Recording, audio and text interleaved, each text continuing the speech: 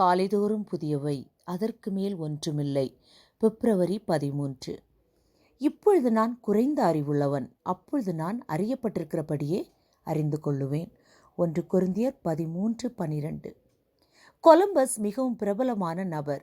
அவர் பிறப்பதற்கு அநேக வருடங்களுக்கு முன்பாக ஸ்பெயின் நாட்டின் பொன்மொழி என்னவென்றால் நே பிளஸ் அல்ட்ரா, அதனுடைய பொருள் அதற்கு மேல் ஒன்றுமில்லை என்பதாகும்.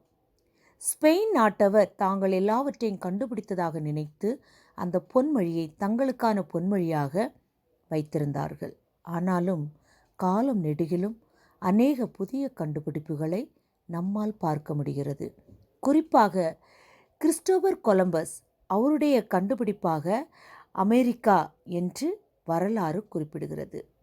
1492ஆம் ஆண்டு கப்பல் பிரயாணத்தில் கிறிஸ்டோபர் கொலம்பஸ் வட அமெரிக்கா பகுதிக்கு சென்றதை மிக முக்கியமான கண்டுபிடிப்பாக பார்க்கிறோம். அதன் பிறகு ஸ்பெயின் நாட்டில் கிறிஸ்டோபர் கொலம்பஸ் நினைவாக ஒரு நினைவு சின்னம் அமைக்கப்பட்டது. அந்த நினைவு சின்னம் மேட்ரிட் நகரத்தில் அமைக்கப்பட்டது. அந்த நினைவு சின்னத்தில் ஒரு சிங்கம் இடம்பெற்றிருக்கும். அதில் ஒரு சில எழுத்துக்கள் பொறிக்கப்பட்டிருக்கும். அந்த எழுத்துக்கள் பின்வருமாறு: நே பிளஸ் அல்ட்ரா அண்டர்நீத்.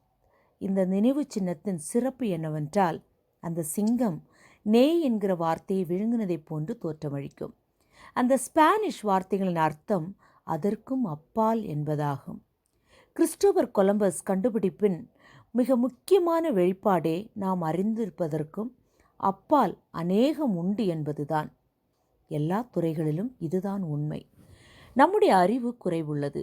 நாம் தீர்க்க தரிசனம் சொல்லுதலும் குறைவுள்ளது. நிறைவானது வரும்போது குறைவானது ஒழிந்து போம். 1 கொரிந்தியர் 13:9 மற்றும் 10 நாம் அறிந்தது மிகவும் குறைவு மற்றும் நாம் அறியாதது இன்னும் அநேகம். இந்த உலகில் வாழ்ந்து மக்களால் மிக பெரிய மாமேதைகள் என்று கூறக்கூடியவர்கள் தங்களுடைய வாழ்க்கையின் இறுதியில் கூறிய வார்த்தைகள் நாம் அறியாதது இன்னும் அதிகம் என்பதுதான். கற்றது கையளவு, கல்லாதது உலகளவு என்கிற பழமொழி மேற்கூறிய கருத்தையே பிரதிபலிக்கிறது. இந்த பூமியில் வாழக்கூடிய நம்முடைய அறிவு குறுகியதாக இருக்கக்கூடியது என்பதை யோபு இவ்வாறு கூறுகிறார்: நான் எனக்கு தெரியாததையும் என் புத்திக்கு எட்டாததையும் நான் அறியாததையும் அலப்பினேன் என்கிறேன். பரலோகத்தை நோக்கி பிரயாணம் செய்கிற நமக்கு அறிந்து கொள்ள வேண்டிய அனைத்தையும் நித்தியமாக தேவன் கற்றுக் கொடுக்கக்கூடியவராக இருக்கிறார். அவர் நம்மை நல்ல பாதையில் நடத்துவாராக. ஜெபம்.